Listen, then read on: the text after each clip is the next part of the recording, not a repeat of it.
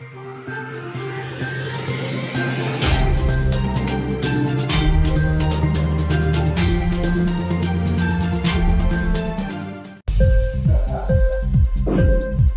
TV prime time news కి స్వాగతం.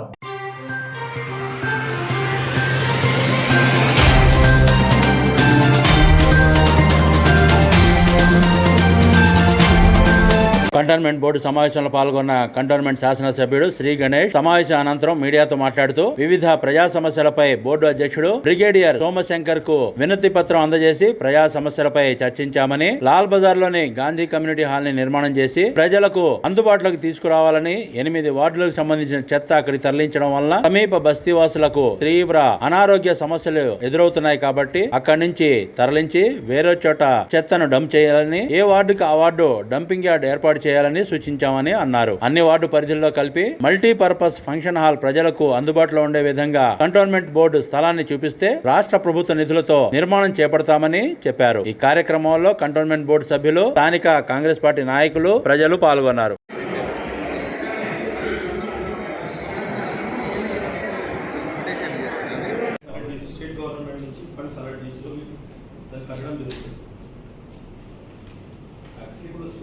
పాత రోజులు ఏంటంటే డైరెక్ట్ ఇచ్చేసారు.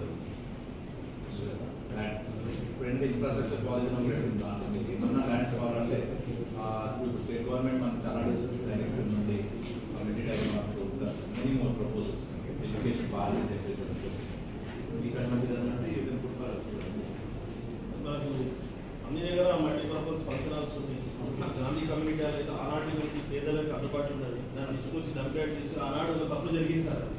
తప్పు సరిదిద్దుకోవడానికి అక్కడ జనం ఎవరైతే అక్కడ పబ్లిక్ ఉన్నారో వాళ్ళందరికీ స్మెల్ తోటి ప్లస్ మీరు అన్నట్టు ట్రాన్సిట్ అంటారు. కానీ నేను కూడా మన సాటర్డే రోజు విజిట్ చేశాను. వాళ్ళందరూ పిలిస్తే చాలా ఇబ్బంది కాకుండా సరే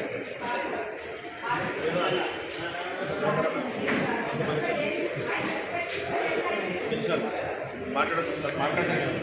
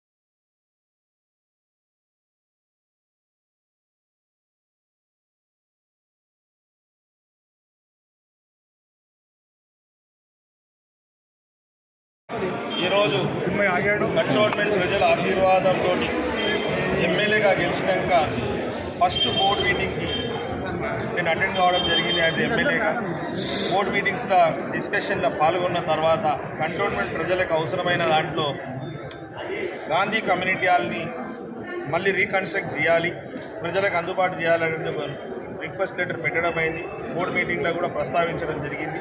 డంప్ యార్డ్ని కూడా అక్కడి నుంచి తొలగించేసి వేరెక్కడైనా పెట్టాల్సిన అవసరం ఉంది, లేకుంటే వార్డుగా డివైడ్ చేయాలి.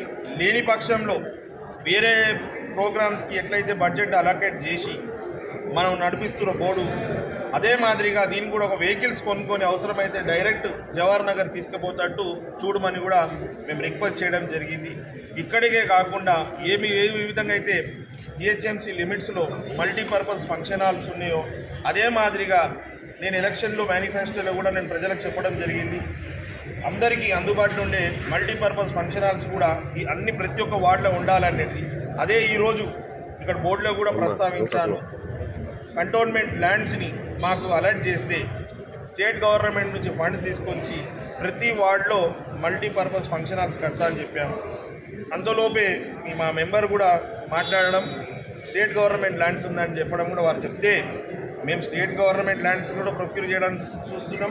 ఇక్కడ కంటోన్మెంట్ ల్యాండ్ కూడా ప్రొక్యూర్ చేస్తే ఒక పక్కన మనకు స్కిల్ డెవలప్మెంట్ ట్రైనింగ్ సెంటర్స్ అవసరం ఉంది, కోచింగ్ సెంటర్స్ అవసరం ఉంది, మహిళా భవన్లకు అవసరం ఉంది, ఇంకా అందరికీ అవసరమైన చాలా కమ్యూనిటీ హాల్స్ కూడా, అసోసియేషన్ కమ్యూనిటీ హాల్స్ కూడా అవసరం ఉంది, భవన్లు అవసరం ఉంది. కాబట్టి అక్కడ స్టేట్ గవర్నమెంట్ నుంచి ల్యాండ్లు, ఇటు కంటోన్మెంట్ ల్యాండ్ని చూస్తే కంటోన్మెంట్ కాన్స్టిట్యున్సీల ప్రజలకు ఏదైతే అవసరాలు ఉన్నాయో ప్రతిదీ కూడా అందుబాటులో తీసుకొచ్చే విధంగా ఉండాలనేది వారు రిక్వెస్ట్ చేశాను. వారు కూడా మన ప్రెసిడెంట్ గారు, సిఓ గారు సానుకూలంగా స్పందించి ఆ గ్రేవ్ యార్డ్ని కూడా అక్కడి నుంచి, డంప్ యార్డ్ని కూడా అక్కడ తొలగించి కమ్యూనిటీ హాల్ కూడా మళ్ళీ కట్టించడం, ఖాళీ ఇస్తామని చెప్పడం జరిగింది. అదే కాకుండా మన లాల్ బజార్ హనుమాన్ టెంపుల్ కూడా కొంతమంది ఆ వెళ్ళడానికి లోపల గేట్ లేదు, దారి లేదని చెప్తే బ్రిగేడియర్ గారు దాన్ని కూడా సానుకూలంగా స్పందించి ఖచ్చితంగా అక్కడ కూడా గేట్ ఓపెన్ చేస్తానని కూడా వారు మాట ఇవ్వడం జరిగింది. అంతేకాకుండా సాయిబాబా అడ్స్లో స్థానికులకు టాయిలెట్స్ లేకుండా మహిళలు ఇబ్బంది పడుతున్నారంటే దానికి కూడా నేను గతంలో రిప్రజెంటేషన్ ఇచ్చాను. వాళ్ళ టాయిలెట్స్ అవసరం ఉందనేసి దానికి కూడా టెండర్ కాల్ఫర్ చేసేసి తక్షణమే వాళ్ళకు కూడా టాయిలెట్స్ అందుబాటులో తీసుకొస్తానని కానీ బ్రిగేడియర్ గారు మాకు సానుకూలంగా స్పందించి మాట ఇవ్వడం జరిగింది. ఇదే గవర్నమెంట్ నుంచి, స్టేట్ గవర్నమెంట్ నుంచి ఫండ్స్ తీసుకొచ్చి ఇవన్నీ చేస్తానని మాట ఇస్తున్నాను తమ ద్వారా ప్రజలకి. అంతేకాకుండా సర్వీస్ ట్యాక్సెస్ కూడా అనేక సంవత్సరాల నుంచి పెండింగ్ ఉంది కాబట్టి దాని గురించి కూడా ఇప్పుడు సిఓ గారితో, బ్రిగేడియర్ గారితో మాట్లాడమైంది. దాన్ని కూడా ప్రస్తావిస్తారు. అక్కడి నుంచి కూడా డబ్బులు వస్తే పూర్తి స్థాయిలో డెవలప్మెంట్ అవుతుంది కాబట్టి ఆ డబ్బులు కూడా రప్పించే విధంగా ప్రయత్నాలు జరుగుతాయని మీకు అందరికీ విజ్ఞప్తి. ఏమండి